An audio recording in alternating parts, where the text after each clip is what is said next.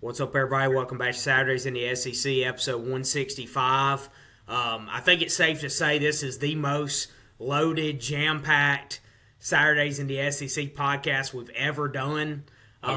We've had six SEC vacancies filled over the weekend. Some have come open since we talked. Many have been filled since then. So we got a ton to get into tonight. Full rivalry week recap. Look ahead to the SEC title game and conference championship games this weekend. So, as I said, probably the most loaded podcast we've ever done by a mile. We finally have finality on this Lane Kiffin decision. You know, over the last week, it's been looking like it's been trending LSU's direction, and that's exactly what happened. An unprecedented situation to leave a team that's literally in the college football playoff before that playoff run happens. He's now in Baton Rouge. Just a crazy scenario, crazy turn of events.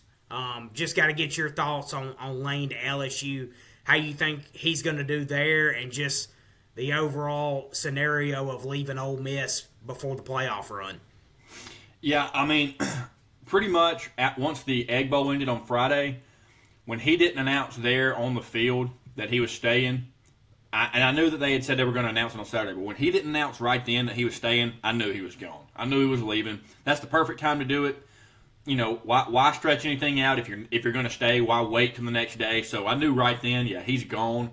It was just a matter of time. It seemed, reports are coming out, it seemed like he was waiting until after the Iron Bowl because, you know, there was rumors that Bama fans and the Bama staff was going to be upset if had Auburn won the Iron Bowl and that potentially Kalen DeBoer may lose his job and blah, blah, blah. And then obviously Ole Miss would go to the SEC Championship and potentially Alabama job may come open and that's where he really wants to be.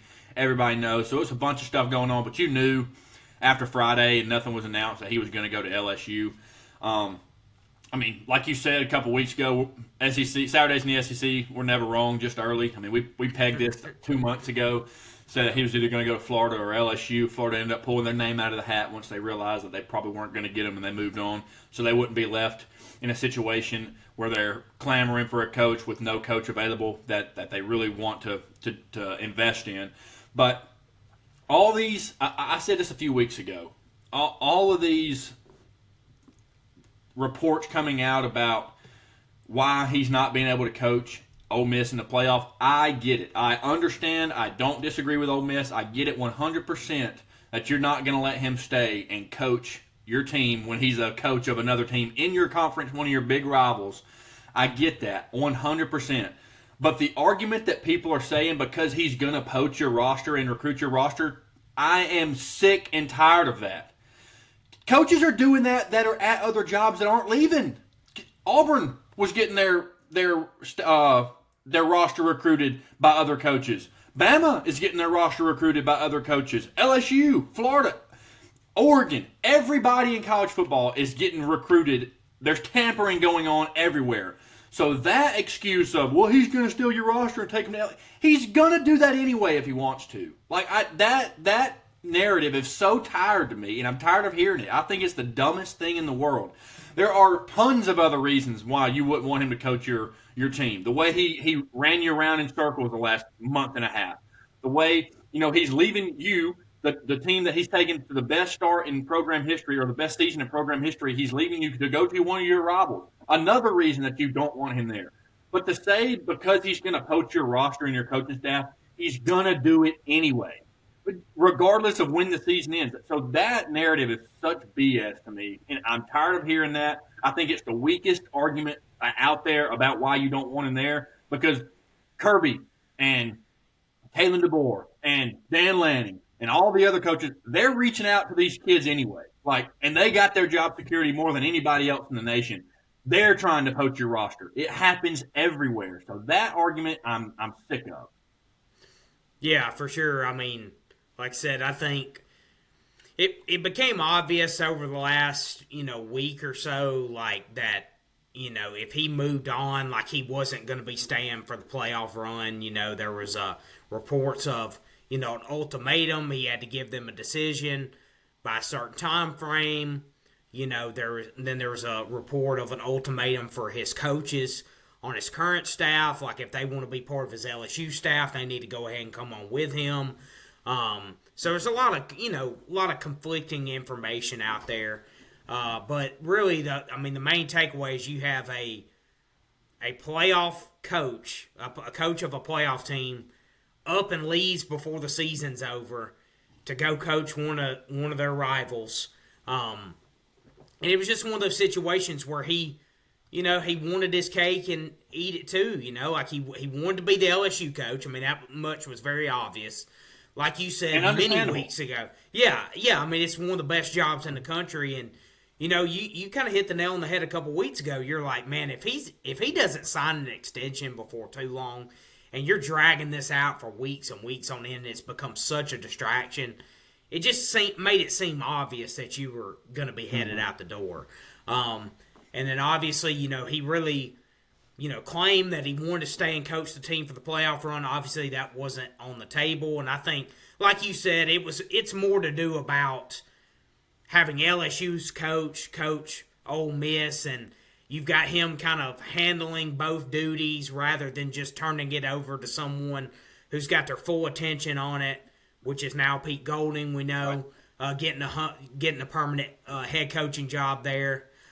So I think it's more to do about that than like the poaching stuff. Because like you said, he's been with his team, he's been with his program for years. He knows all these guys. Like the guys that he wants, he's going to be reaching out to them anyway, whether he stays 3 more weeks or leaves like he did on Saturday. So that, from that standpoint, I don't think makes much sense at all. It's just more about you don't want the LSU coach still coaching your team. It's like you're now committed to somebody else. Like the ex doesn't want you to stick around anymore. You've already committed to somebody else. So it's like, just go ahead and go on. Like, we appreciate what you did, but it's over now. So I get it from their standpoint too. I mean, obviously, this Ole Miss team would be better with Lane at the helm, but honestly, at this point, I kind of agree with what they did. It's like I felt like that was really the only decision they can make, because they have to look out for the best interest of Ole Miss and the players. So it is unfortunate, though, the way. Obviously, he didn't have to make this decision. He very well could have stayed, but it is unfortunate with the calendar and the way the setup is that, it does affect the players a lot. It hurts them, hurts their chance of getting a national title, and that he couldn't finish the job is very unfortunate. But I think he's going to do very well at LSU with the resources they have. He's working hard right now, to keep Blake Baker there. He's up for some other Group of 5 jobs, mainly Tulane he's already interviewed for. So that's going to be a big piece if he can keep Blake Baker there. Charlie Weiss Jr. was going with him to LSU. He's actually back to coach Ole Miss in the playoff run, so we'll see if he ends up, I assume he's still going to join him at LSU after this is over with, but so why is nobody up in arms about him going to poach the guys? I'm pretty sure he signed the deal with LSU. It's $2 million a year for 3 years. But nobody's saying that about him. It's hilarious to me. It's hilarious. Yeah, I mean, it's just a crazy situation. I mean, the 30 for 30 on this is going to be insane. Shout out Marty Smith, though. I mean, just hanging in there on the front lines in Oxford, giving you the latest. Looked like he was just absolutely dog tired by the time this saga got to the end of it. So, but no, I feel like obviously not a surprising, conclusion to this. But I think he'll do very well there, like I said, and give LSU credit. There was a lot of, turbulence down there, with AD getting fired and no president, and they got their act together. They got their number one guy. Like, this was their number one target from the beginning.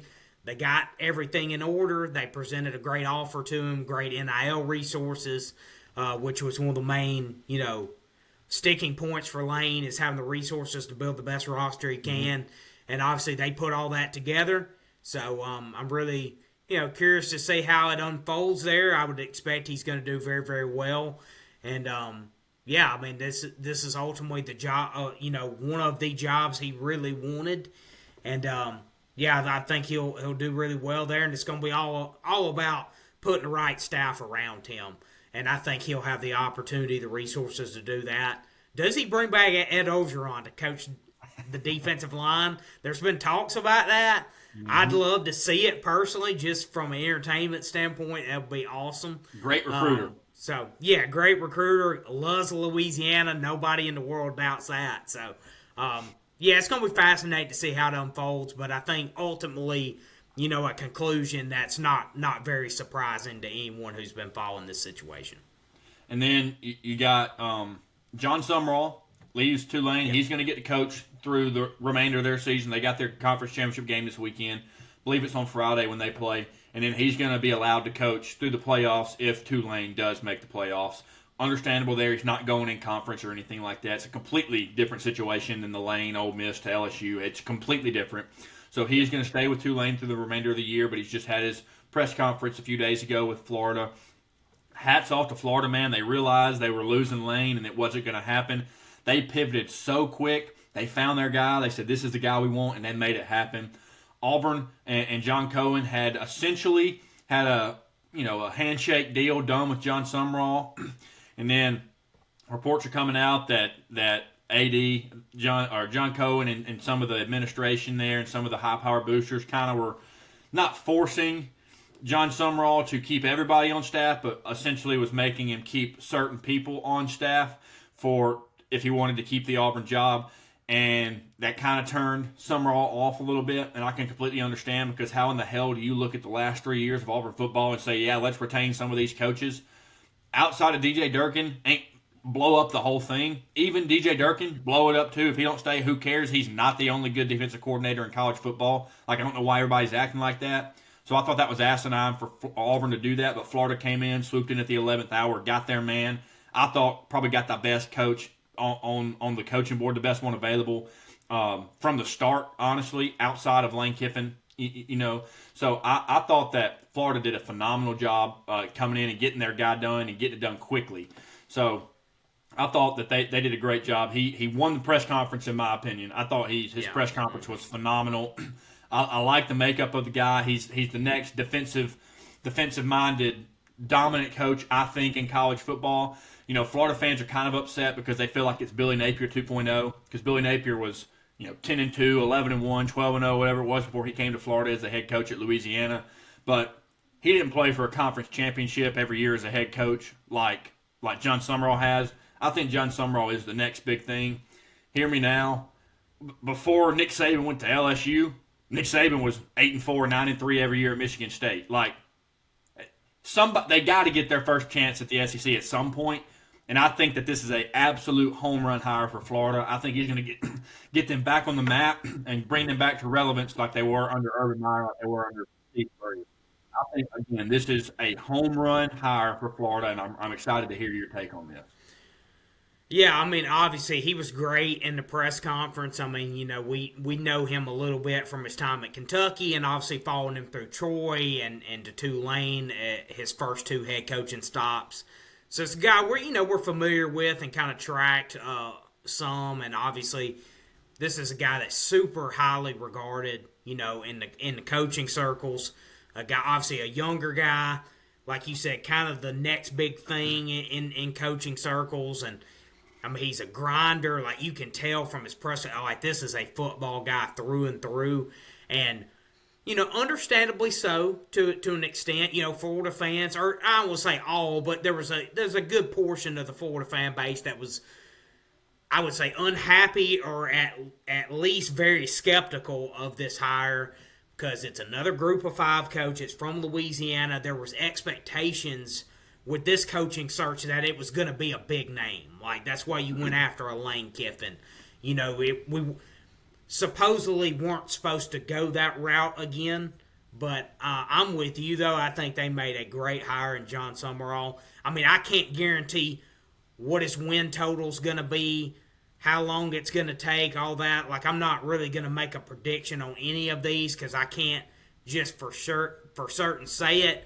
But he's a guy I'm more than comfortable taking a chance on, for sure. I mean, like you said, I think you just see the mentality, the attitude, like those kind of like, like I said, it is just a press conference, but I think a lot of Florida fans opened their eyes up to it too and kind of felt like we did. Like, yeah, this guy's for real. He's closer to Cignetti than he is Napier, in my opinion. He's going to turn it around quick. And this is a guy that you can really get behind. I think he's gonna rally people in Gainesville for sure, garner a lot of support, and I think he can. And the good thing too is like Billy Napier left it better than what he found out. I think from a roster standpoint. I know they've made a lot of investments in the facilities down there, so it's like he's not stepping into just a bare roster. Like this isn't your typical 4-8 roster. Like they have some very, very good players on this roster that he's working hard to retain right now. He's bringing Brad White from Kentucky to be his defensive coordinator. They have a background together from their time there. Obviously, Brad White's had really good defenses at Kentucky with really not top shelf talent most of the time. Like he's had multiple top 25 defenses, so this is obviously a guy he feels comfortable in. I'm really curious to see what the OC hire is going to be and some of the staff on the offensive side of the ball. Obviously, with Sumrall being a defensive guy, bringing in a guy he's familiar with. I'm more curious about the offensive side.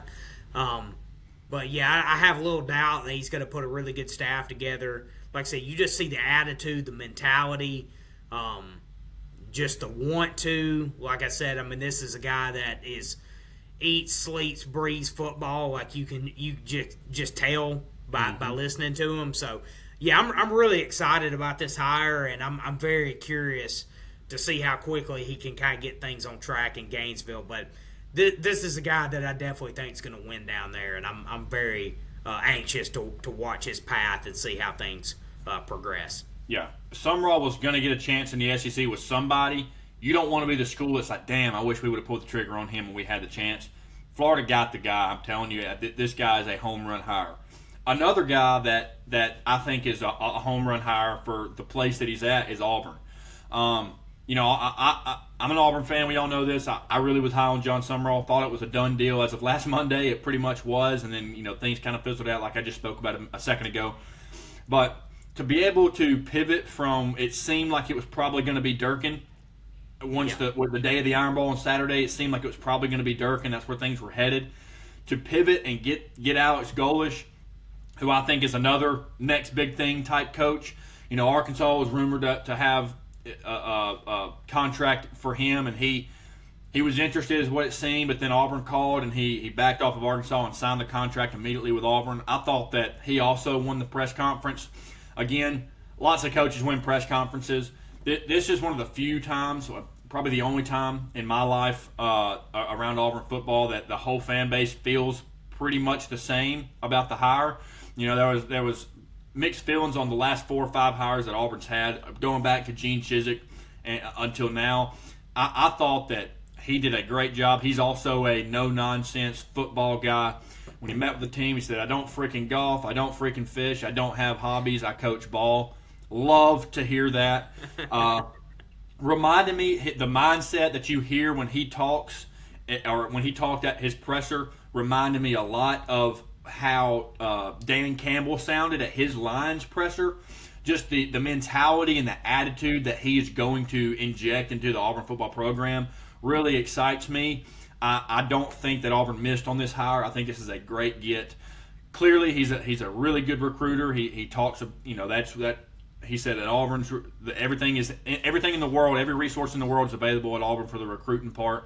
He's already hit the ground running. He's got a month to recruit his current roster, which he talked about was important, was the guys that were there now. He said that's the most important thing. He said that in his presser multiple times. But this for sure, this is a guy that absolutely is 100% ball and nothing else. So that's exciting to see. He's a younger guy, 41 years old. So I think that the ceiling's the limit for him. He's brought over some guys on his coaching staff. Cody Burns, played at Auburn, coached at Auburn before, was with him at Tennessee, was with him at USF. He was the associate head coach at South Florida. He's also the associate head coach here at Auburn. He brought over his offensive coordinator. He brought over his recruiting coordinator. strength and conditioning coach. So a lot of guys are coming over from South Florida with him, which bodes really well. Guys want to stay with him. They believe in him. They believe in what he's building and what he's done and what he can do as a coach. So I thought Auburn to be able to lose the guy that you pretty much were on for months and pivot and still go get a guy of that caliber. I think that his attitude and his mindset fits Auburn extremely well. I think that he will bring back pride to the Auburn program. I'm not saying he's going to win a national championship 3 out of 5 years, but I think that they'll be in the conversation and competing for SEC championships and postseason bursts before too long. Again, the attitude of him that is what an Auburn coach needs to be. That's what Auburn's been lacking.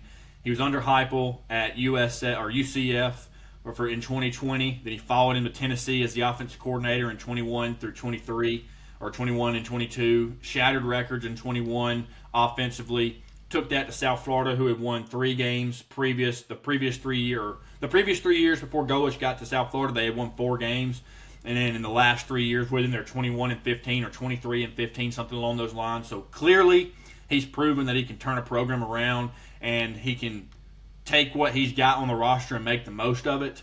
I've said this a billion times on the podcast, off the podcast, just talking to buddies. People say that, oh, Tom Brady's a system quarterback. Lamar Jackson's a system quarterback. Every quarterback is a system quarterback. Every quarterback has a system that fits them the best. Every single quarterback in the world is a system quarterback. And that's what you heard Golish talk about. He said the best coaches, the elite coaches say, okay, that's our best quarterback we have on this team. Let's tailor our system to what fits him best and gives us the most success. So I think quarterback will be a problem no more. He's coached Dylan Gabriel. He's coached Brock Purdy. He's coached Hendon Hooker. He's coached Joe Milton.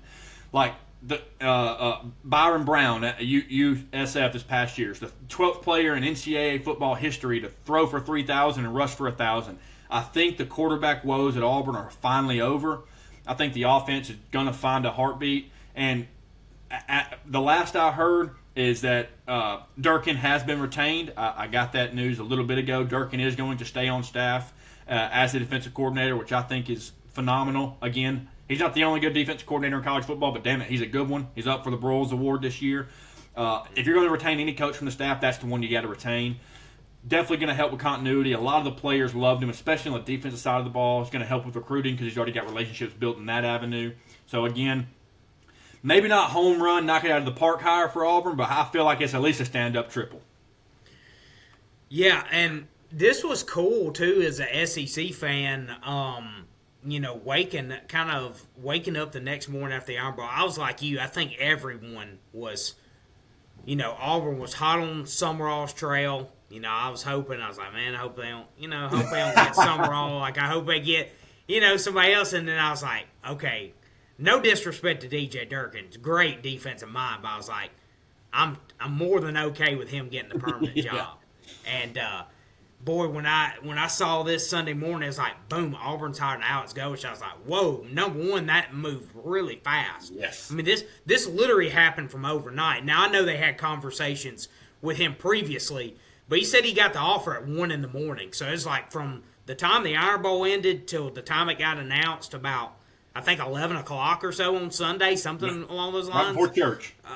So it was like, man, that moved really fast. Like, I really was not expecting that one. I was expecting Durkin to get the job, and I think sounded like, too, like some, that it was all set to go that way. I think some people had some cold feet at the last minute, and I think while it took a day or two to line Durkin up to stay, because I do think he was anticipating getting the job. Mm-hmm. He was probably a little upset when it didn't happen.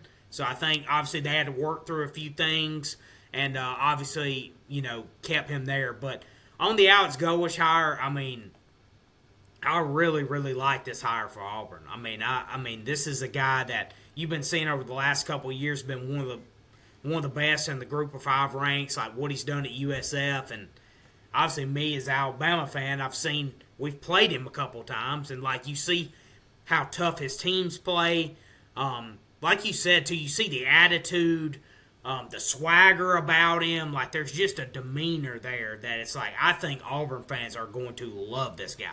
Like, I think they're already getting behind him in the first, 48 hours or whatnot, because obviously they heard him at the press conference. But I think you got to win. Like, that's first and foremost. Winning, everybody's going to love you if you win. Yeah. So that's first and foremost. If Alex Golesh doesn't win, they're not going to like him. But I tell you what, this is a guy they're going to get behind pretty easily. And if he starts winning, they're going to absolutely love him to death. Like I said, the attitude, there's a swagger, a demeanor about him. Like you said, he's just a football guy. He's a grinder. Like a lot of the same qualities I see in Jon Sumrall, I see in Alex Golesh. Right. I mean, they're different styles of coaches. One's a defensive, one's an offensive. But like you said, the quarterback position is not going to be a worry for Auburn anymore.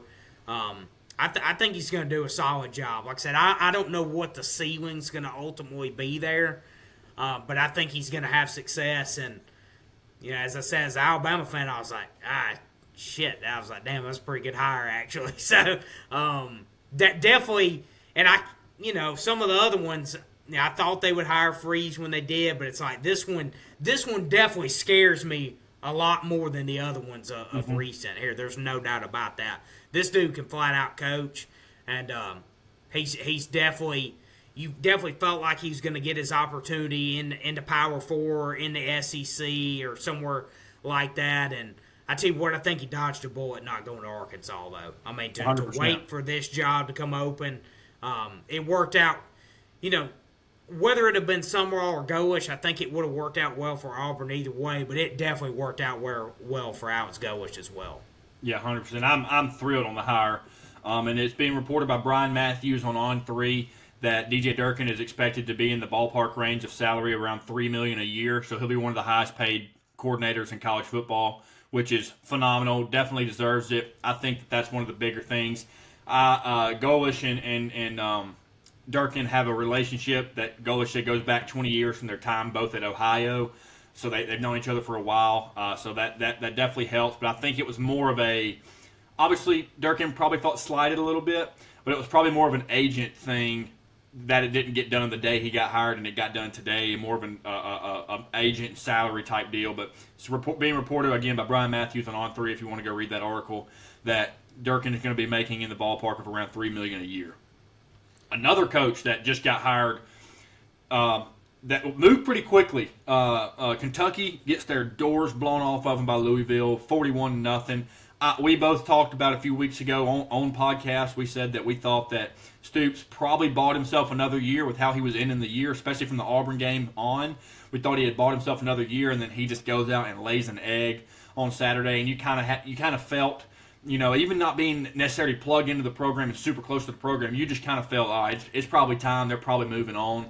And then it gets announced on Saturday or Sunday that Stoops is gone, and then it's announced today that Will Stein is the new head coach. He's been at Oregon as the quarterback coach and offensive coordinator the last few years. Coached at UTSA, was a high school coach, played quarterback at Louisville. So with the potential of Jeff Brom getting another job, Kentucky wanted to move pretty quick to make sure they locked him up in case Jeff Brom does leave and the Louisville job comes open. I think this is a phenomenal hire too. Oregon's offense and their quarterbacks have been great. He's been there since 2023 through this year. So I think this is a great hire for Kentucky. Definitely change the scenery. Mark Stoops was the longest tenure head coach in the SEC coming into this season. He had been there since 2012, I believe. So you're definitely changing up. Different identity for sure, different type of coach. I think there's definitely talent on that roster, and maybe not out of the high school recruiting ranks early on. He's probably going to have to go to the portal to rely on some bigger names and some guys to come in and play right away. But I think this is a phenomenal hire for Kentucky as well. Their offense is going to be much better. We've said a billion times on this podcast, Kentucky's defense is always solid. They're a defense that you're not looking forward to playing. It's definitely not an easy week. They could be 0-10, and it's going to be one of the toughest defenses you play. They're just hard-nosed. Their mindset on the defensive side of the ball, which it goes back to Stoops for sure. But I think this is a great hire for Kentucky, and maybe not to compete for a national championship every year, but I think that they'll be in the hunt. Mark Stoops has proven they can get 9-10 wins there. I think this guy, Will Stein, is the guy that can get them back to relevance in the SEC. Yeah, like what you said with Mark Stoops too. Over the last couple weeks, definitely feel like it changed some minds there, and I think, according to reports too, his openness to negotiate his buyout as far as the payout structure. Right. So it's a $38 million buyout. In his contract, it was to be paid pretty quickly, but they negotiated that to where they're going to stretch that out over a longer amount of time. That way it makes it a lot easier for Kentucky to navigate it. That way both can go their separate ways, but it doesn't, hamstring Kentucky into paying it right now. So they were able to come to an agreement to pay it out over. I don't know exactly what the time frame is, but it's not going to be 30 or 60 days or whatever was in the contract. And Kentucky fans better be thanking Mark Stoops for that, forever, because he cares enough about the program to not do what Brian Kelly did. Understandable why Brian Kelly did it, but you gotta thank Mark Stoops for that, because, like you said, it doesn't pigeonhole them and get their hands tied behind their back where they can't go get resources and coaches and then resources for recruiting and staff to help them compete. Yeah, for sure. This definitely wasn't a Lane Kiffin or a Brian Kelly type of exit. This was a much more peaceful exit for all parties here. So yeah, he obviously with them negotiating that, it allowed Kentucky to move forward. Like I said, I like the Will Stein hire a lot. He's from that area. Obviously, he's well regarded as one of the best offensive minds, young offensive minds in the country, developing quarterbacks. He was there, helped Bo Nix take a big step forward, Dylan Gabriel. You see what Dante Moore's doing this year at Oregon. So, obviously, very well regarded nationally as an offensive mind. And like you said, it's just definitely a philosophy change from what Mark Stoops has been at Kentucky. Kind of inject some life in that program because it just felt like it had gotten pretty stale at Kentucky. Mark Stoops had been there, longest tenure coach in the SEC. What was it, 13 or 14 years, I believe? 2012 was his first season there. Yeah, 2012. So every program needs that. After so long, it gets a little stale. You need some new life, new ideas. I think he's going to do that. Like I said, I don't know what the ceiling's going to be there or what the ultimate level of success is going to be, but I think it's a very intriguing hire, one that Kentucky fans seem to be pretty excited about. Like I said, I think with it being fresher, being newer, newer philosophy and ideas, I think makes it more exciting for them. And I think he'll have the chance to do well there. It's been done before, and I'm curious to see how it plays out. But I think a good hire here for Kentucky. Before we start getting into the games, I do want to touch on this. I think teams and programs are coming around on the fact that not giving, outside of LSU because they just did it, but not giving coaches guaranteed deals, giving them a respectable base and then just a absolutely loaded incentive-based contract so you're not tied up and owing them $50, $60, $70 million. I mean, we know the Jimbo Fisher fiasco and how that went down. Auburn's paid out a bunch of people. Ed Orgeron got paid out to leave. I think coaches or programs are coming around, and Golish is a $6.8 million a year deal his first year, 6.4, something like that. But it's extremely incentive-based. He can earn more money. 8 wins gets him an amount. 9 wins gets him an amount. 10, 11. College football playoff appearance, SEC championship appearance, SEC championship win, obviously first-round win. So it's extremely incentive-based, and I think that's the way to do it. So you're not, if you do have to move on in the future, you're not hurting yourself and putting yourself behind the 8 ball to go in and get another guy and hurting your resources. So I think that teams are finally coming around to that idea and the fact that it's not, you don't have to offer a guy $90 million for him to come coach. Sometimes the programs are just, they're enticing as themselves and what they are and what they could be. So I think that that's finally being done, and maybe the $190 to $100 million contracts are probably going to be very few and far between here in the coming years, because there's only so many Kirby Smarts, Lane Kiffins, Nick Sabans out there, Ryan Days. There's not many of those guys walking through doors. So you, instead of taking a chance that you might have the next one and you're costing yourself $80 million in the future, you give the coach the ability to make more money off of his performance. Oh, for sure. And I got to get kind of speaking to that, I guess, a little bit. I got to get your thoughts too on my guy Pistol Pete Golding getting the full-time gig in Oxford. I did want to talk about the Ryan Silverfield hire at Arkansas yes. a little bit as well. But I wanted to get your thoughts because, I wasn't super shocked, but it was, I think, a little bit of a surprise, I think, to hear Pete Golding was getting the full-time job. I know, obviously, for a playoff run, I think that's definitely going to rally the troops. He's very well liked there, very well regarded. But what was your takeaway too from hearing Pete Golding was getting the permanent coaching job with Ole Miss? I wasn't shocked at all because of how long he's been there. He's been there with Kiffin pretty much the whole time, if not the whole time. Brought him over from Alabama, I do believe, when he got the job. So I think he's been there the whole time with him. But he's paid his dues, man. He's been an assistant coach, a coordinator for a long, long time under some really, really good names. I do think that had they known that Kiffin was going to leave for sure and Kiffin hadn't ran around the block, they probably don't hire him. But with the way they were at, Sumrall got hired, Golish got hired, Stein got hired. Like where they were at the moment, they couldn't really sit around and wait and go for a true coaching search because they're really a candidate that they probably wanted to pull the trigger on was probably not there anymore. There was a lot of ties to Sumrall potentially coming to Ole Miss. I think he would have been the number one target had they done 100%. And so him being taken up by Florida, they were like, well, let's not go run around. We got a guy here that we believe in that's definitely earned it. So I think it was probably going to be him as an interim for sure, but to go ahead and pull the trigger and give him the job, I think it's great. Again, he's coached under some really good names. He's been in the SEC for a long time. Nothing's going to be new to him. He's not going to be surprised by anything. I think that, you never know. Some coaches are like, you have no idea who that is, and they turn out to be a hot shot guy. So I think that it's a great hire by them. Again, I don't think it was their first option, but to be in the situation they were in, to get it done quick, to hush the rumors around the program and just be focused 100% on the playoffs, I think was a great job by Ole Miss. They did it really quickly. Pretty much as soon as Lane was gone, they promoted him, and he's the permanent head man. I don't know contract stuff. I don't know how long he's signed for. I don't know how long, if they're just going to 1-year deal. Kind of seems a little bit like can't think of the guy's name that was the defensive coordinator at Mississippi State, and they Zach Arnett. Yeah, Arnett kind of feels like that a little bit. So it's probably going to be contract wise, maybe like that for Pete Golding, and then obviously at next year, if he does a really good job, they may extend him and do all that stuff. But that's what it kind of feels like to me is the Zach Arnett hire. But I think he's a little more qualified and more ready for the job. And he's also not stepping into a place like Mississippi State. He's got the talent there.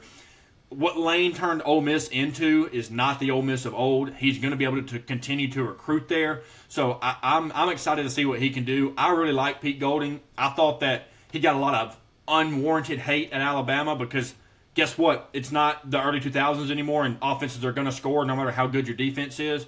I thought he adapts really well. I think his in-game adjustments are extremely good. He's changed Ole Miss's defensive identity around for sure. So I think he, get somebody to run the offense that you really believe in and go do it. Keep your defense the same like you've always had it. I think his defenses are really, really good.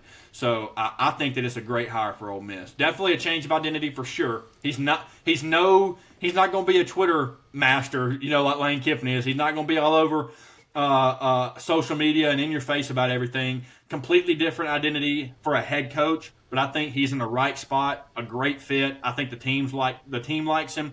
I definitely think Oxford likes him. So I'm over the moon for him for sure because he has definitely paid his due beyond. Yeah, I think too. It's just going to be about staff. It's going to be are they committing the same level of resources, which I'm sure they will do that. I think it's more to do about that than probably anything else. And yeah, I'm really curious to see how he does. I think for the playoff run, it's obviously going to, kind of galvanize the whole program, galvanize that group of players, and to kind of rally around him and not have those questions lingering. Be interesting to see how they do and how he does going forward. But like you said, I think as far as the long term, I think it's more of a wait and see. I think he's capable, but I think obviously the resource factor, what kind of staff he has around him figuring those things out. I'm a little more wait and see on that. I think he can do it for sure, but yeah, for this playoff run, I'm curious to see really how they do and how they're able to keep that group together as they go forward. So yeah, excited for him and that opportunity. I did want to talk to a little bit about the Ryan Silverfield hire, Memphis head coach going to Arkansas. Boy, this was a search that was, I don't know, botched is the right word, I guess, but it is just a little bit all over the place. You know, they thought they had a deal with Alex Golesh. There was James Franklin. There was a guy they really wanted. He ended up not going there. I just think with the administration at Arkansas right now, particularly Hunter Yurachek, I think it's just going to be really hard to get like a super high-level guy. I think Ryan Silverfield's a good coach, but I don't believe in Hunter Yurachek at all right now. I think the dude's a complete goon. That's kind of been played out with him being the college football playoff chair, which I don't know who signed off on that decision, but I don't know. So I'm really nothing against Ryan Silverfield at all. I'm just not really expecting a ton of high-level success there. I'm really hopeful they do, though. I feel for Arkansas fans. I really am pulling for them. I hope that is the case, but I just don't know if the resources, if he's going to be able to galvanize the resources that are necessary to compete at the top of the SEC right now. I'm not sure of that. I do think he's a pretty good coach, though, so we'll see. But, yeah, I'm not really expecting super high levels of success, but I'm hopeful that they can achieve that for Arkansas fans' sake. And I can understand why there's pushback and kind of grief from the Arkansas fan base because he's coming from Memphis, who in the American Conference is number one in resources, is number one in NIL, is number one in their facilities, and he couldn't get it done this year. Could not get it done. Couldn't close the game out against Arkansas when he had them beat. I think that there is definitely some frustration from the Arkansas fan base, and understandably so, because like I said, your other teams in conference are getting guys who are at the top of their conference in the coaching rank, and then you get a guy who's supposed to be at the top of his conference and can't quite get it done. So I again, like you said, I think he's a good coach, but I think that they swung and missed a bunch of times on guys they really wanted that ended up not giving them a call back or ended up moving on down the road because they saw kind of the writing on the wall there at Arkansas. Again, like you said, I hope that it works out for them because, man, the SEC is just better when everybody's good. Arkansas was really, really good in the early 2000s, and it was fun when they were extremely good. It makes it even more competitive a league than it already is. So I hope that they get it right and that, he's able to succeed there. But like you said, with the administration there, resources, NIL, and facilities are not top of the line compared to the other programs in the SEC. I really feel for them, but I hope that, like you said, he can get it turned around and get things going in the right direction for Arkansas. Yeah, definitely, and that kind of concludes our, all the SEC jobs that have been filled. I mean, it was a crazy, particularly on Sunday, but over the last, 48 hours or so, man, they were falling like dominoes. So, as far as we know right now, it looks like all the coaching movement's done. We'll see how these new coaches fill their staffs up. Now, I will say this, it's not SEC related, but I don't know what the hell's going on at Penn State right now. Because you want to talk about team to fire somebody, and they ain't hired nobody yet. You want to talk about botching a search? They might as well go try to hire Virginia Tech's coach and get him back. Because this is beginning to look like a very, very big mistake. And you highlighted earlier or talked about there was a little rumors, fake rumors at that, but about Kalen DeBoer maybe not being happy at Alabama, maybe his family not. I'll be honest, me and you are more likely to be the Penn State coach than Kalen DeBoer being the Penn State at this point in time. Because, boy, this has just been Pat Kraft. He's the AD up there at Penn State. Man, he better watch his back because he might not be there much longer. Because this search, they just went after Kalani Sitake at BYU, and now he's staying. He's re-up there at BYU. So, they went after Heupel. Heupel said no thanks. There's rumors of Matt Rule, but that was been rumored from the beginning, and it hasn't moved the needle really much yet either. So I don't know. Yeah, might have to go get like a Brian Dable or somebody who's out of a job with the Giants or somebody who at this point I think would damn near consider to be a home run at this point. What about Jeremy Pruitt? He's coaching high school with his dad right now. He wants to be back in college for sure. The Tennessee thing, whatever. No one bats an eye at that anymore. You give a guy $30,000 in a Walmart stack, that's chump change. You know what I mean? These kids are making millions now. I don't know that they will go offer him, but I think that's the one coach that's available for sure. And if you offered him the job, he would say, yes, I'll sign it right now. I don't care what I'm making. I want to get back in college. I think Jeremy Pruitt is a potential. I haven't heard anything. That's just where my mind goes because I know he wants to get back in college football. He's coaching under his dad now in high school. That's I think would be, he's a good coach. I think he's one of the few coaches that without a doubt would take the job immediately. Well, I don't know who's going to end up at Penn State, but I'm just saying, folks, keep your DMs open because you might end up being a candidate for the Penn State job before all said and done. So we'll see what happens there. I had to throw that in there because I don't know what's going on in Happy Valley right now, but it's certainly not a very good coaching search going on. That is for certain. So we'll see how that works out with them.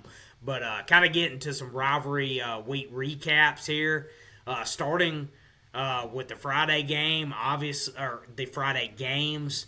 Obviously, Ole Miss getting the job done in the Egg Bowl, which, as we kind of talked about, feels like an afterthought at this point. Yeah. What else went on with Ole Miss and LSU? But Ole Miss did win this football game, did clinch their spot in the college football playoff. A really good win, pulled away in the second half. Want to kind of get your thoughts on this Egg Bowl win for Ole Miss and them punching their ticket. Yeah, it went about like I expected. I picked them to win and cover. They did just that. Kind of in the second quarter, kind of sputtered out a little bit. Had some dead drives. Excuse me, I guess if that's what you want to call it. But second half, for sure, they found a way to get the ball in the end zone. It seemed like every driver, they came away with points every single drive in the second half outside of one.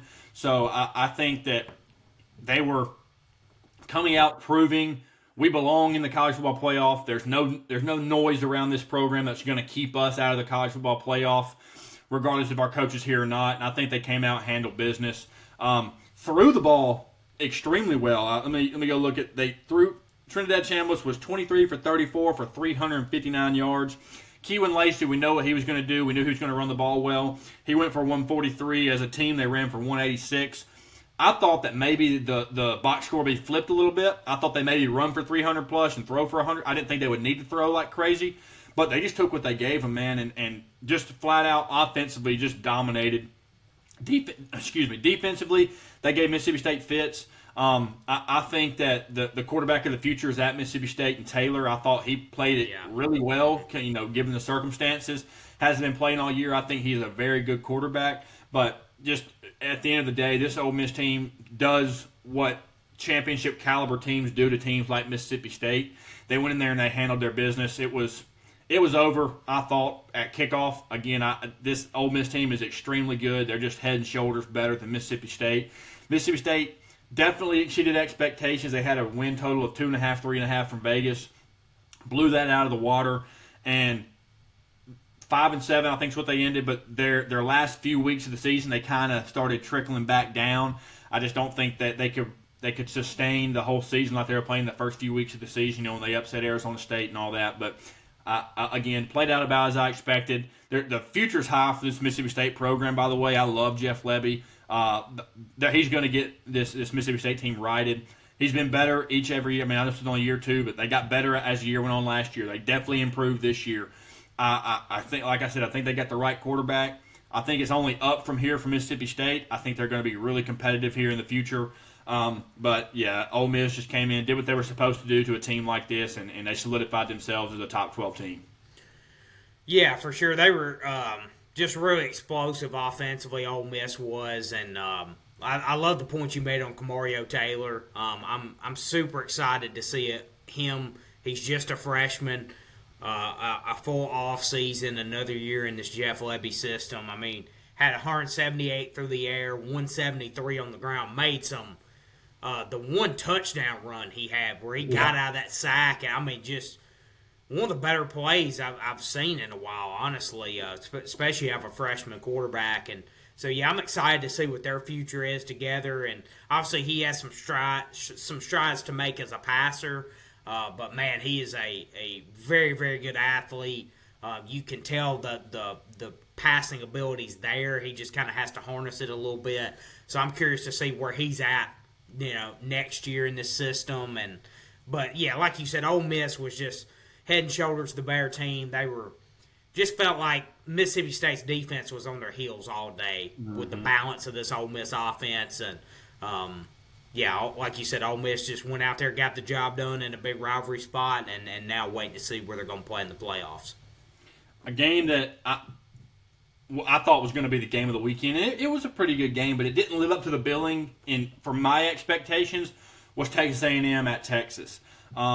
Texas played it really, really good, especially in the second half. They kind of found that Arch's legs were going to give Texas A&M trouble, and then Texas A&M's defense kind of started selling out on the fact that they're not going to let Arch run on them, and it kind of got them burnt over the top a little bit. That one touchdown pass in the back of the end zone to I can't think of his name. Number one, Ryan Wingo, I believe. Yeah, Wingo. Yeah, to Wingo.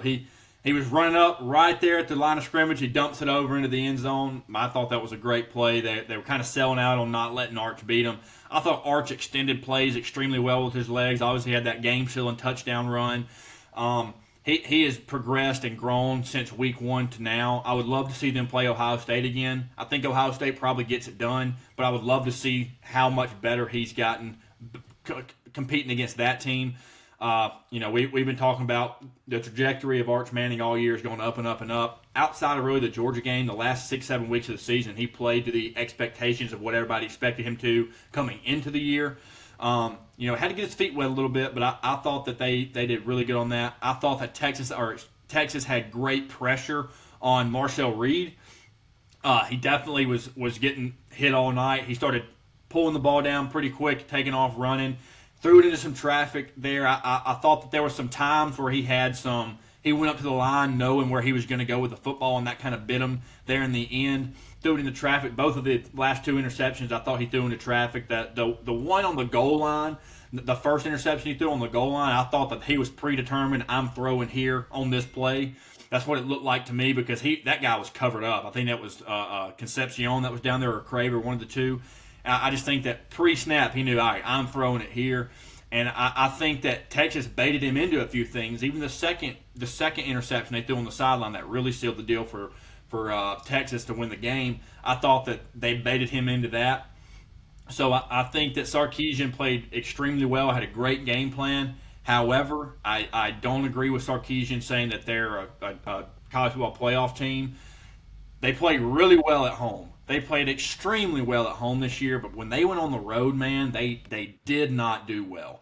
Had to go to overtime with Mississippi State or Kentucky. I think it was Mississippi State. Went down to the wire with Kentucky. Lose to Florida on the road. Lose to Ohio State on the road, which is not a bad loss. But they're not good enough to be in the college football playoff. Had they beat Florida, they're in for sure. No one's penalizing them for losing to Ohio State, but losing to a 3-8 Florida team the way that they did, they couldn't get anything going that day. They don't deserve to be in the college football playoff. I think they'll be in the New Year's Day Bowl probably, or a New Year's Six Bowl, whatever you want to call it. I think that they definitely got better as the year went on. Their running game, I didn't think they would be able to run the football against this Texas A&M team. But Wisner ran the ball extremely. Had several explosive runs. I thought Texas, their receivers and their tight ends contained the edge and blocked on the edge extremely well for the run game. There were some plays here and there where Texas A&M was able to blow it up, but I thought their perimeter blocking was phenomenal this game. Hats off to Sarkisian. Wasn't able to run the football pretty much all year.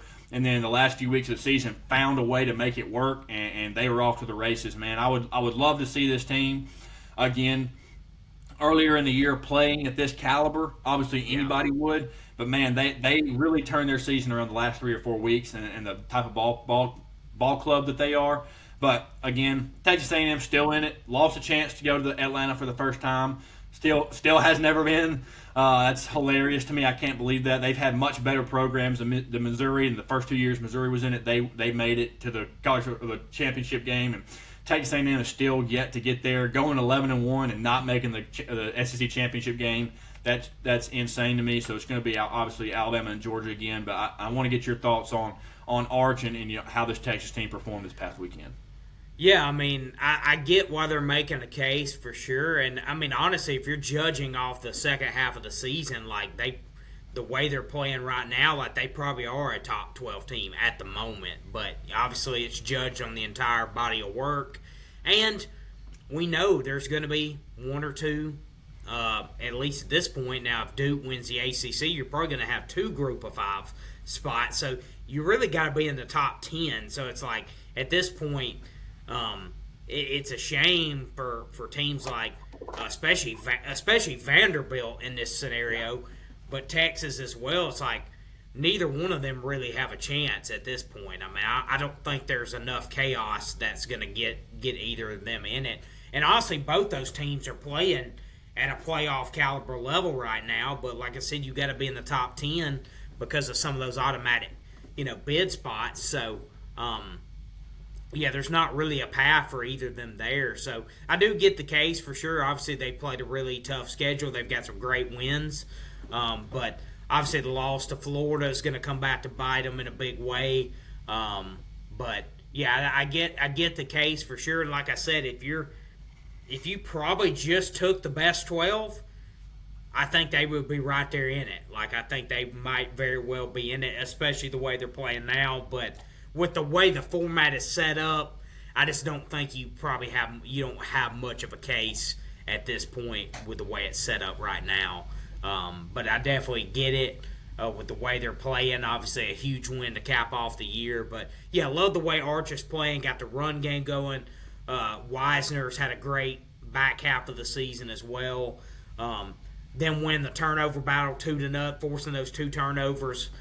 Also protecting the football themselves. That was a huge part of this game. And, yeah, just a really big win for Texas, regardless if they don't. I'm assuming they're not going to go to the college football playoff. But they better not. I agree with you that right now they probably are one of the better 12 teams.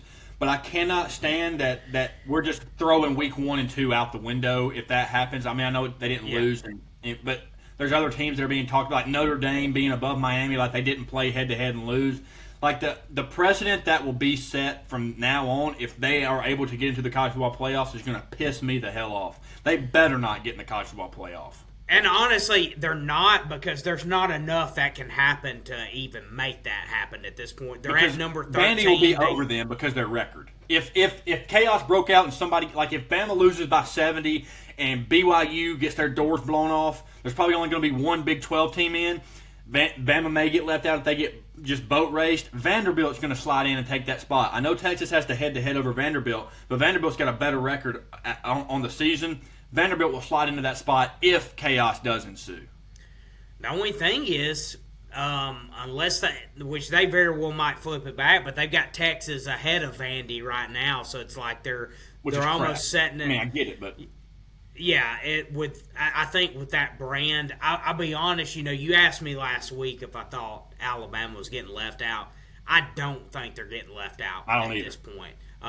Unless they get boat raced. Yeah, it would have to be drastic. Like, it would have to be very, very bad, because having to play an extra game, they went ahead of Notre Dame tonight, so that right there is kind of telling you, like, yeah, they're pretty much going to be in, win or lose.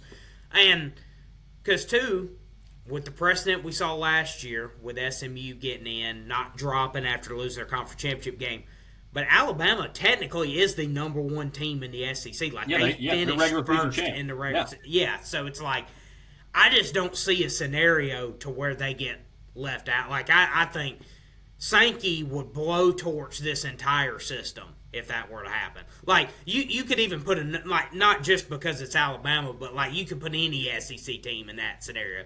Let it be Georgia or A&M if they were in the same boat.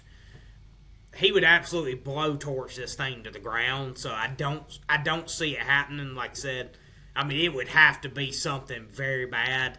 But Yeah, I just don't see a path at this point for Texas or Vandy to get in. I just don't know if there's enough chaos to happen to get either one of them in. And in Vandy's case in particular, it's sad because it's like I would have never thought that a 10-2 Vandy wouldn't get in.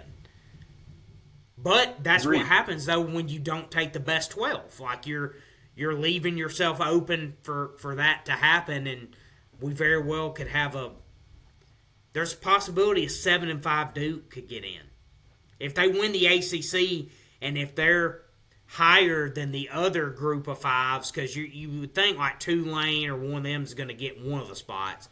Well, if Duke's ahead of like James Madison or whoever the other one is, even at 8-5, they would get that spot. So it's like, it's just what a system we have here. But no, there's no reason that, in my opinion, Notre Dame should get in. They haven't beat anybody of a quality. They have not beat a single quality team at all. Lost to A&M. I know it was week 1, but it counts. Lost to Miami week 2, but it counts. And they're just acting like that didn't happen anymore. They've played literally nobody since, and they beat somebody. They beat Arkansas really bad, and they beat whoever they beat a few weeks ago 70-7 or whatever it was. Like, dude, they're playing high school caliber teams essentially, and they're going to let them in the playoffs, acting like the first few weeks didn't happen. I think it's hilarious. In my opinion, a 10-2 Vanderbilt is much better than a 10-2 Notre Dame. The system's broke, man. I know I said this last week. They need to go back to just the BCS computers and do the top 12.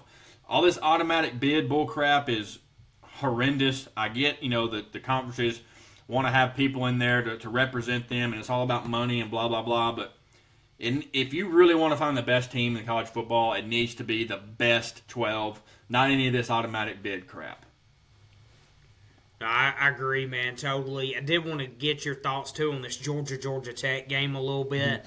Obviously, this was my lock of the week, and it was not the lock of the week at all. I expected a lot more out of the Georgia offense. I know they're banged up right now. Ended up winning the rushing battle pretty decisively, though, which was a big difference in this game. But they had to grind one. There's no doubt about it. I thought they would hold Georgia Tech to about 9. I just thought Georgia would put up about 30, and they only put up 16. So, obviously, that didn't hit, but just wanted to get your quick thoughts on this game as well. Yeah, Gunner struggled a little bit, man. Gunner struggled in the passing game versus this defense. I mean, Brent Key, he's proven that he's going to have Georgia's number and give them one of the toughest battles they have every year. I mean, last year went to 8 overtimes. This year took arguably the best team in college football right now down to the wire, gave them a scare. Listening to some of the pundits, Georgia Tech played mainly zone defense all game and just absolutely gave Gunner Stockton fits with it. I thought that, like you said, they ran the ball well. They're always going to run the ball well, even if they don't have any explosive plays. You look up in the box score and they got 150 plus rushing yards. It seems like every week they're going to find a way to run the football. They're going to out physical you, and I think that's just what it came down to. Is just Georgia was the better overall team, and they were more physical than this Georgia Tech team. And obviously, this Georgia Tech team has the last few weeks of the season is kind of along the lines of Mississippi State's. It's kind of been trending down and down and down. Losing that game to Pitt a few weeks ago really, I felt like sucked the winds out of their sails for sure.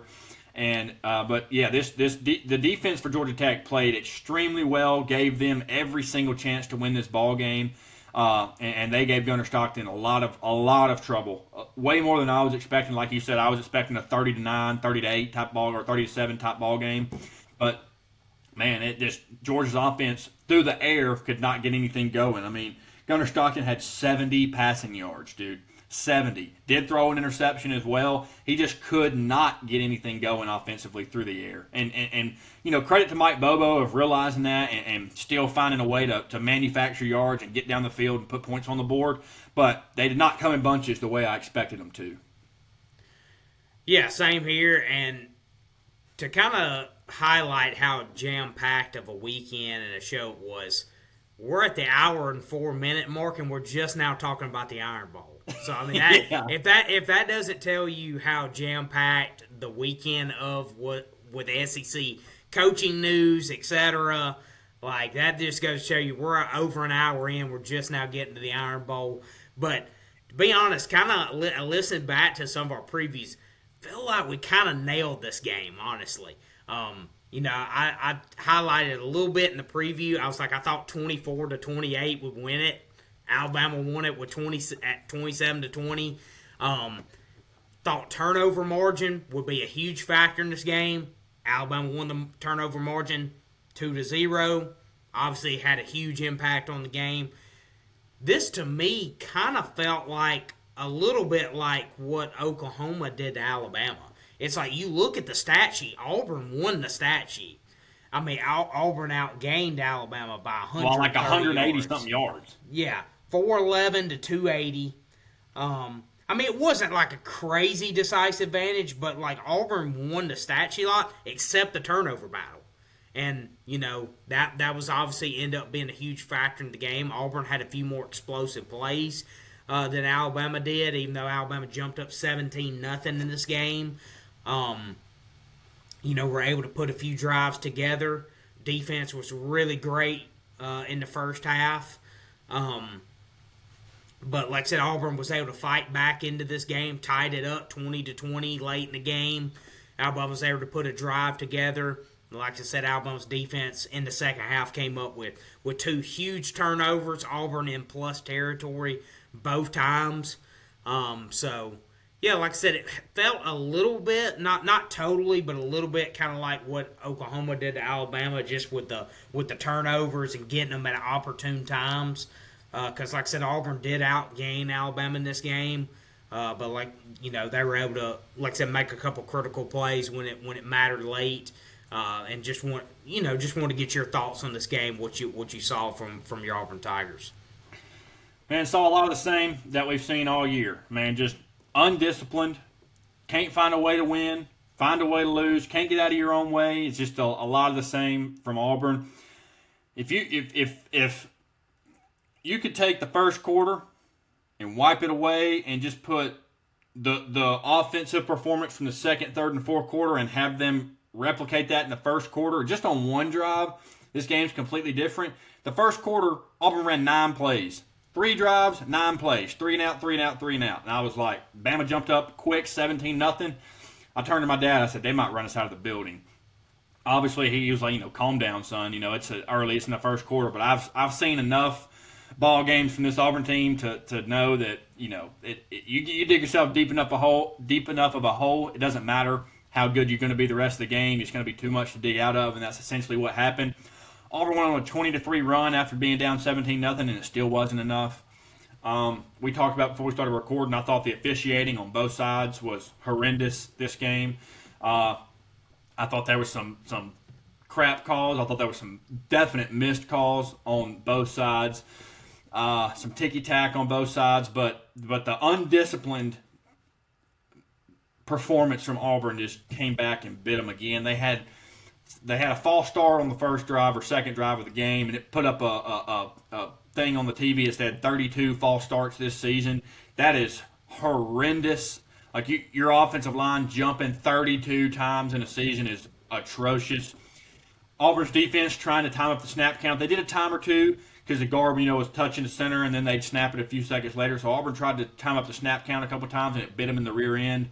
The one that sticks out to me was Kieron Crawford jumped on 4th and 3 at a time in the game where Auburn's defense was pretty much dictating what Alabama's offense was going to do. Auburn, when they got a short field with a stop, I'm like, that's a time and place where you react to the play. You don't try to force something to happen. You just react and play the game. And he jumped 4th and 3, a place you cannot jump, and he jumped and gave him a fresh set of downs. They ended up coming away with 3 on that drive. It was the place where I thought what was going to happen, because it was 4th and 3, 4th and 2, something like that. I thought what was going to happen was Alabama was going to come out, try to get Auburn to jump, probably take the timeout, and then try and attempt a 52-yard field goal. That's what I really thought was going to happen, because you don't want to give Auburn a short field right there with how Auburn had been playing the last few drives. But they jump, give them a fresh set, they end up going down and kicking a 20-something-yard field goal. I'd much rather Talty attempt a 52-yard field goal than a 20-something-yard field goal, and obviously it didn't happen. The drop passes, man, there was a drive where Auburn dropped every pass that was thrown to them, or they caught it and fumbled it right after. I mean, it was just everything that could go wrong offensively seemed to go wrong, especially early. They kind of settled in. I think Ashton Daniels was maybe a little cold, not playing against Mercer. Not that Mercer's some jam-up team, but just sitting out a week. I think early in the game, it kind of looked like he was scared of the contact a little bit. The first few drives, he was throwing it and kind of, ducking away from the pressure. I thought, man, this might be a long game. But he finally settled in, ran the ball well. Again, I've said this a million times. I'm not pretending that I'm some offensive or defensive coordinator here. But Auburn went 5 wide. I would guarantee, or I would guess that Auburn went 5 wide 75% of their offensive snaps, which we did not see much this year. Didn't see much against Vanderbilt. Didn't see much against Mercer. But they went 5 wide so many times. Jeremiah Cobb gets banged up. He comes out, gets a run, gets banged up, comes out off the sideline, misses the rest of the drive. They put in a freshman running back that maybe has 20, 25 touches on the year. They go 5 wide with that freshman running back, and then Ashton Daniels throws a 100-mile-an-hour fastball he's 10 yards away from him, throws a 100-mile-an-hour fastball, gets batted up, and, Bama gets the interception that they had. A complete drive killer. I would love to see how that drive would go if that doesn't happen. Obviously, everybody would. But what I know my dad was getting annoyed with me because I kept complaining about it. I was like, if we're going to go 5 wide, put Bryce Kane or Perry Thompson in there. Quit running a running back out there. Like, what are we doing? That was driving me nuts. We kept going 5 wide. Obviously, Auburn didn't run the ball well. Direct handoffs, we maybe handed the ball off directly to the running back 8 times all game. Like, it wasn't, not that it wasn't going to happen. Auburn didn't really give it a chance to happen. There was not many direct handoffs, but the quarterback run game was working. I mean, he went for 100-plus yards, Ashton Daniels did. But I just kept getting frustrated. I was like, if you're going to go 5 wide, have 5 receivers out there, not a freshman running back who's got 20 touches on the year. Ridiculous. I just thought some of the game plan was great. Obviously, they were able to move the ball in the second, third, and fourth quarter. But some of the things like that kind of confused me. I didn't understand at all. I didn't think that Auburn would be able to throw the ball on Alabama the way that they did. I thought they were going to win this game. I thought that they were going to have to run the ball and force turnovers. But, hats off to Alabama. They forced turnovers when they needed. Obviously, I'm an Auburn fan. I feel like they may have got bailed out on their game-winning drive. The roughing the passer call and the defensive pass interference call, I thought the PI call was definitely ticky-tack to me. I can see the roughing the passer call because he did hit him late. Looked like he got blocked into him to me, whatever. But I'm tired of the moral victories of, oh, yeah, they're a great team. They're a playoff team. We took them down to the wire. Who cares? Finish it. You had a chance to finish it. You tie the game 20-20. You're at home. You got all the momentum. The crowd is going absolutely crazy. Alabama's offense really wasn't sustaining a whole lot of drives. And then you let them march down the field and just punch it in. I just, again, couldn't get out of their own way. Couldn't find a way to win the ball game. But hats off to Alabama. They were able to force turnovers. Late in the game, Auburn's putting the drive together to potentially go tie the ball game and send it to overtime, and then you force a fumble. I thought that it was just same old for Auburn. Bad coaching. Why are you not telling your guys to catch the ball and get out of bounds there? You got no timeouts. You got under a minute. Why are we trying to fight for extra yards there? Catch the ball and get out of bounds. Throw it to him on the boundary. He breaks the tackle. Get out of bounds there. No, he tries to fight for more yards, ends up fumbling it. Not mad at Cam Coleman in any way. He did so much for Auburn this season. People are bashing him online. I don't think that's the right thing to do because it's not his fault that Auburn lost the game at all. It's the defense's and the offense's fault in the first quarter for allowing Alabama to get a 17-point cushion. So, again, hats off to Alabama. They came into a very hostile environment. There's not many programs in college football that you're consistently have 3 consecutive losing seasons and you have 20-plus sellouts. You got a crowd acting like it's a national championship game or a first-round playoff game. There's not many programs in college football that fans will do that. So I thought that the atmosphere was great. Auburn had every opportunity to go win this game, just like they have in every other game this year except for maybe 2, and they just couldn't do it. They just could not find a way to do it. Again, hats off to Alabama to find a way there at the end to go manufacture a drive and put up points. But, I mean, this was just a classic Iron Bowl, man. Just a back-and-forth game. Doesn't matter who the quote-unquote better team is when you go into the Iron Bowl. If the slate is wiped clean, you might as well be 0-0 facing off against each other. Classic Iron Bowl. Loved it. Heart rate was up.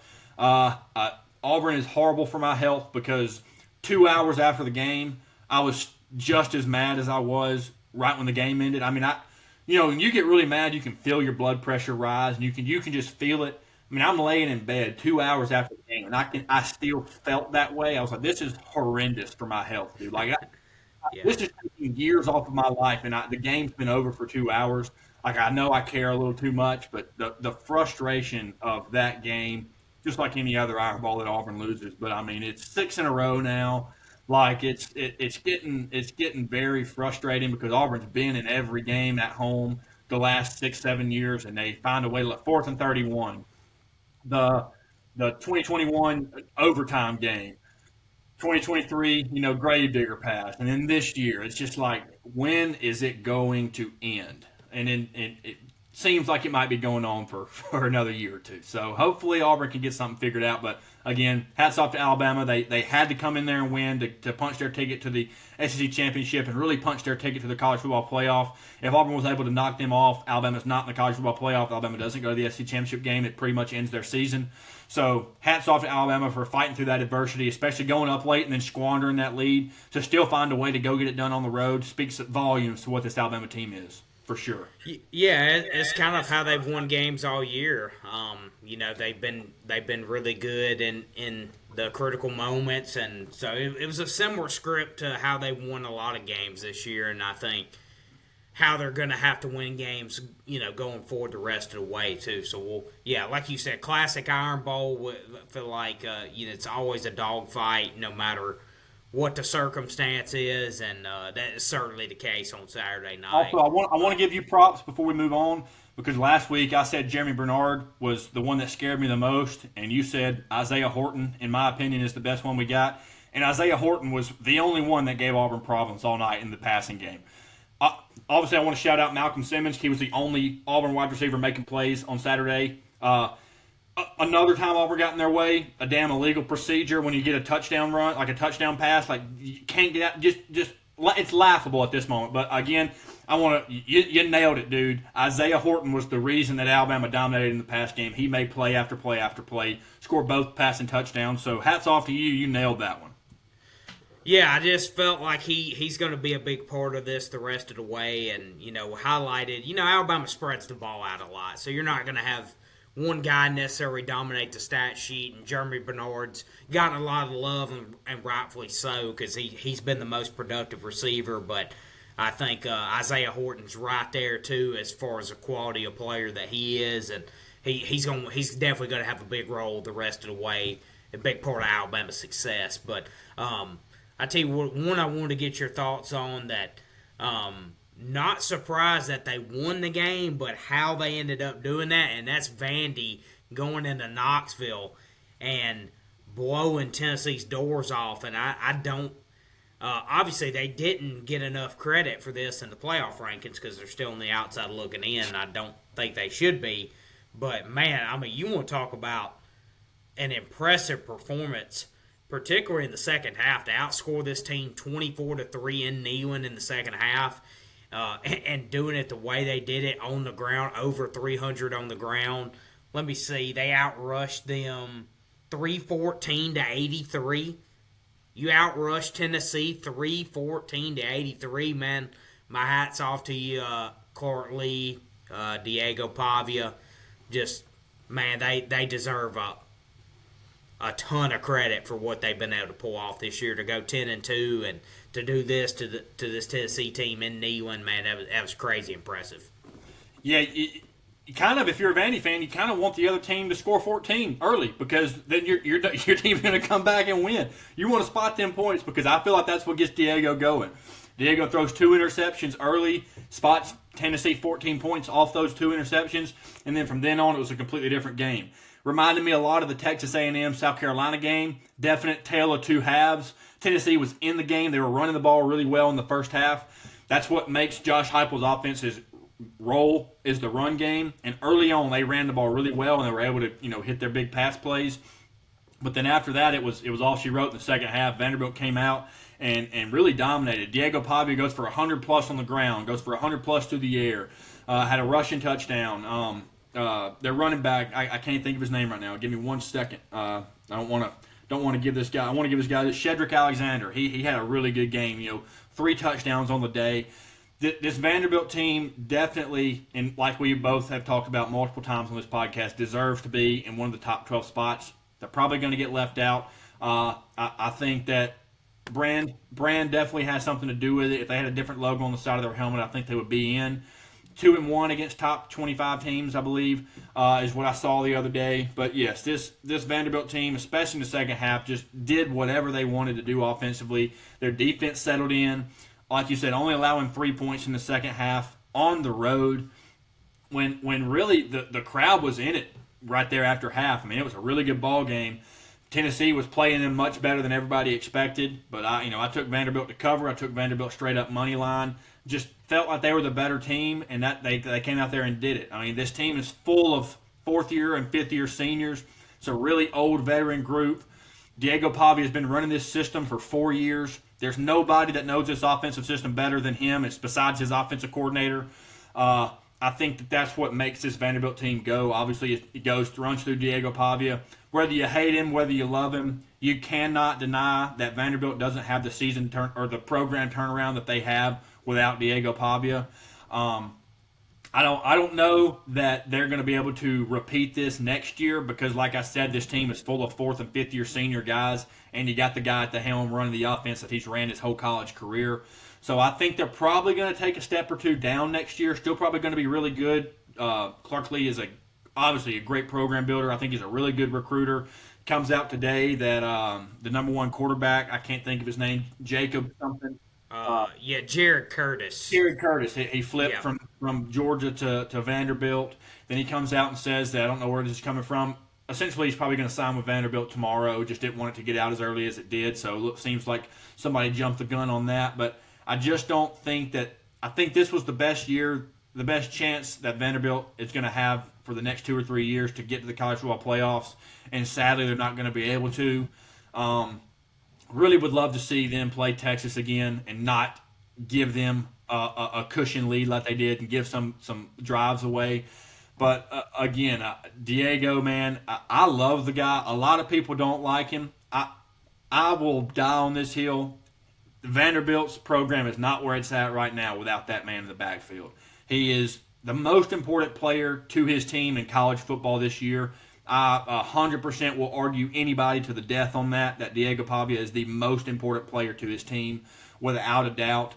But yes, I mean, the way that they were able to finish off this year, beating your rival on the road to get to 10 wins for the first or second time in program history, like this is unprecedented territory for Vanderbilt fans. They should be pissed off that they're not in the playoffs, but they need to sit there and relish in the fact that they just had one of the better seasons in college football history coming from a program like that. And I hope that the success is sustained because another good, like I said earlier, another good SEC program is only better for the conference.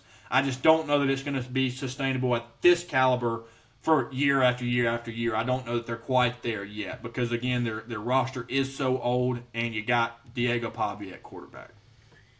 Yeah, and it stings a lot more for a team like this rather than being an Alabama or a Georgia or Ohio State that are going to have other opportunities to get to the playoffs. So a team like this that gets left out, it stings so much more for them because it's going to be so hard to replicate this kind of, I won't say lightning in a bottle, but that collection of players, and particularly number 2 in the backfield for Vanderbilt.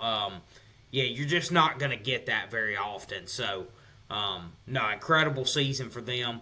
I did want to kind of the final game I wanted to touch on a little bit from our recaps was this Oklahoma-LSU game.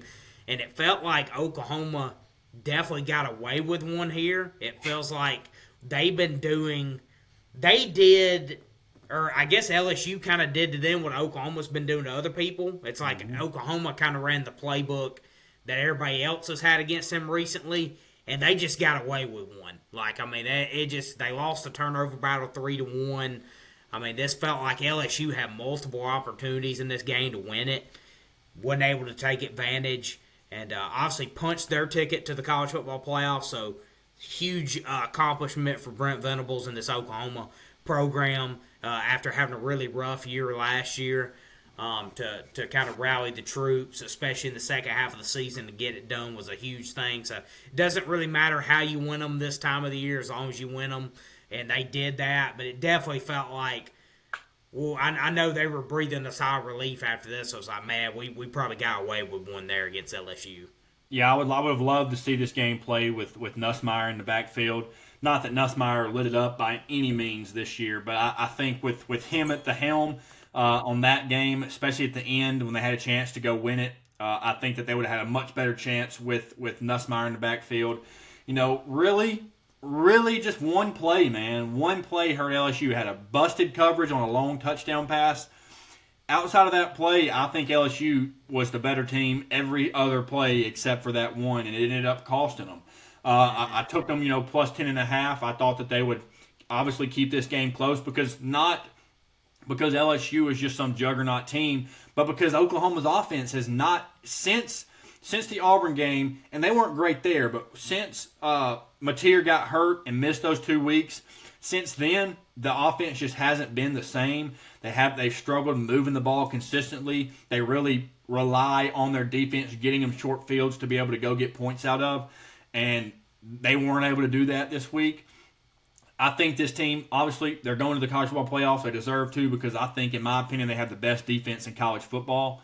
But their offense has got to figure something out because there is going to be a team they face that's going to find a way to move the ball against this defense. And it's looking right now that 20 points is going to be enough to defeat Oklahoma in the playoffs. Now, will a team be able to score 20 points on this defense? That's a different question because this defense to offense for Oklahoma is night and day for sure. But their offense, man, they've got to figure something out if they want to make a run in the playoffs because the teams they're going to be playing now are the best teams in college football. Their offenses can move. Again, I know this defense is really good, but there's going to be teams that's going to find a way to get 14 to 21 points on you. And I think for the way Oklahoma's defense or offense has been moving, that's going to be plenty enough to be able to come out of Norman or against Oklahoma with a win. Yeah, we'll definitely see how they progress in the playoffs. I mean, that's certainly something they've got to be a little bit better at because we know how good they are defensively, how good they've been on special teams. And if they can limit those turnovers, that's going to bode well for them. Even if they're not lighting it up, they've definitely got to keep their turnovers down lower. They turn over 3 times, they're not going to beat probably anybody in the college football playoffs. So, yeah, Oklahoma's punched their ticket effectively with that LSU win.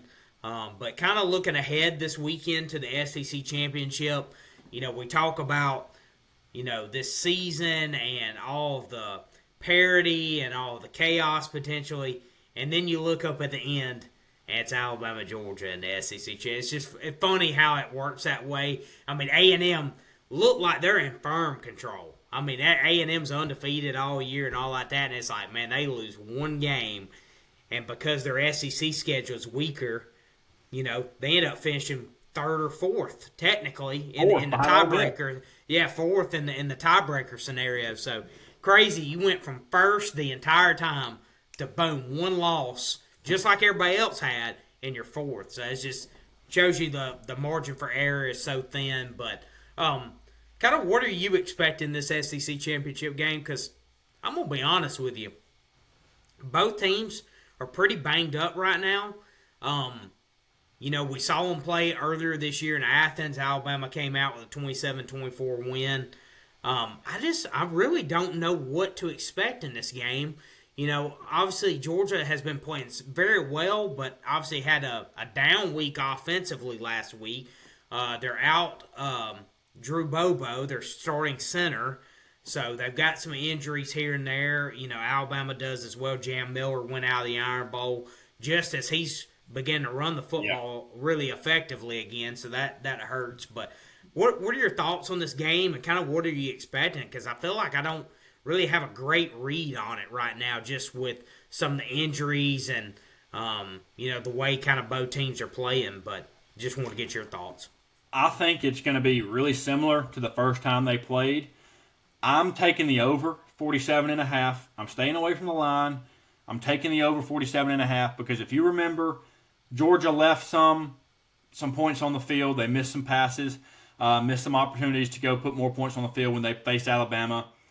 We know how I feel about Alabama's offense. I think that they are extremely good. They're going to be methodical, and they're going to be able to piece drives together.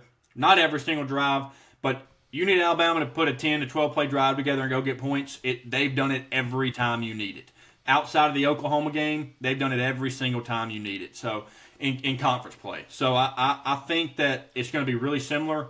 I think Georgia's playing a little bit better right now as a whole than Alabama is, but Alabama's defense is playing really well right now too. The last 3 or 4 weeks they have.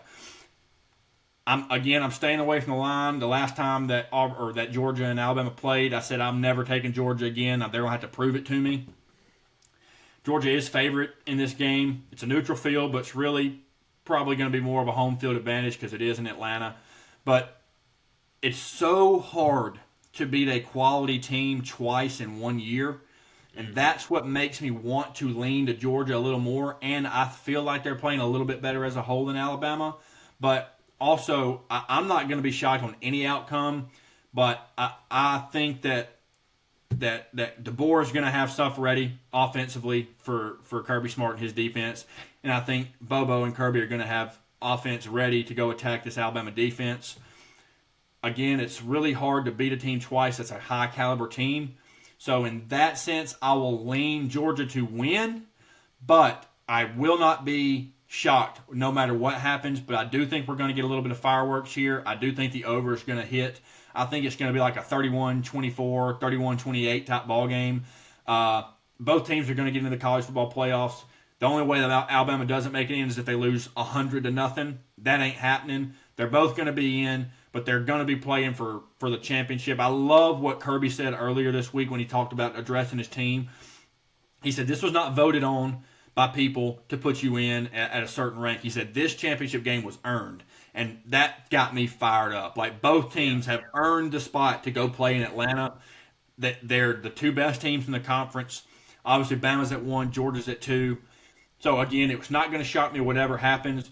But with kind of how you highlighted last week going into the Iron Bowl with the offense and some of the question marks they've had, they haven't been able to push the ball down the field extremely effectively the last parts of this season, really all season, but really the last few weeks of the season, they haven't really been able to stretch the ball down the field. Their intermediate game, I said, is elite. I still stand by that. Their intermediate game is extremely elite. They've found a way to run the football. Like you said, Jam Miller's out now. I think that kind of hurts them a little bit in being able to run the football. We know, like I said, you look up and Georgia's not looking like they're running the ball really well, but you look up and they got 150 plus in the box score. So I think it's going to be a slugfest. I think the team that wins time of possession wins this game because I think both offenses are going to be able to manufacture points. Again, I'm leaning Georgia because it's hard to beat a team twice in a year, but I'm not going to be shocked whatever the outcome is. Yeah, I kind of feel the same way, honestly. I mean, you lay out those factors of, it is super tough to beat. It's tough to beat this Georgia team once, much less twice. The key factors for me, I think, turnovers again, which you can say that about every single football game we talk about. Turnovers are obviously a huge thing. But I think it's who wins third downs again. Alabama was incredible on third down in Athens, converting 13, the most Georgia's given up in a long, long time. So not that they'll do it to that level again, but if they are effective again on third downs and are able to keep some drives going, I think that's going to bode very well. I think they're going to need to do something like that again. Like I said, not to the level of 13 third downs, but they're going to need to be good on third downs here. Both teams banged up. Like I said, I don't know. I think it's similar to the first game probably. I do agree with you too. I think Georgia is playing better as of late, the last month or so of the season. Mm-hmm. I just don't know. This Alabama team just seems to have this mental grip over Georgia. You know what I mean? It's like Georgia does these. I feel like a little more uncharacteristic things. So, like, part of that's kind of playing into my decision as well. I picked Georgia the first time. I was wrong. So, I'm going to go Bama this time. But I'm not real confident in it either way. I think it's a 3-point game, a one-possession game. Either way you want to slice it. I'm like you. I think the game's probably somewhere in the 20s, 28, 24, 31, like somewhere in that range. Like I said, you got to be good on third downs. If Alabama, even if their offense is not lighting it up, a big key to the Iron Bowl was they didn't turn the ball over. Right. Like, the offense wasn't great for a lot of the game. Now, they had some drives, but they didn't give the ball away any. That was so key. If they can do that again, I think that's going to bode well. I'll lean Alabama just because of the mental warp they have on Georgia a little bit. But, again, wouldn't be shocked at all if Georgia doesn't win this game. It's probably the more likely outcome a little bit. They are a slight favorite here. It is hard to beat somebody twice, so I wouldn't be shocked at any outcome here at all. But it should be a great game. Like you said, it's obviously the SEC championship, but it's a playoff caliber game. Both teams 99% sure going to be in here, so we'll see what happens. Also, very much looking forward to that Ohio State-Indiana game. Oh, yeah. Neither of those teams have been tested in quite some time. We saw Indiana beat Oregon on the road earlier this year. Ohio State's been tested a few times, but not to this level of competition yet. So I'm very intrigued to see what happens in that game as well. It's going to be, number one versus number two. Going to be a lot of fun there. And then obviously we'll have the final playoff rankings on Sunday. We'll be tracking to these coaching staffs being completed at Florida, at Auburn, at Arkansas, Kentucky, LSU, Ole Miss, whole 9 yards. Be sure to like and subscribe to the channel, and I appreciate all your guys' support. And unless you got anything else, we'll look forward to seeing y'all back here next week and breaking down conference title games. Yeah, thank you guys.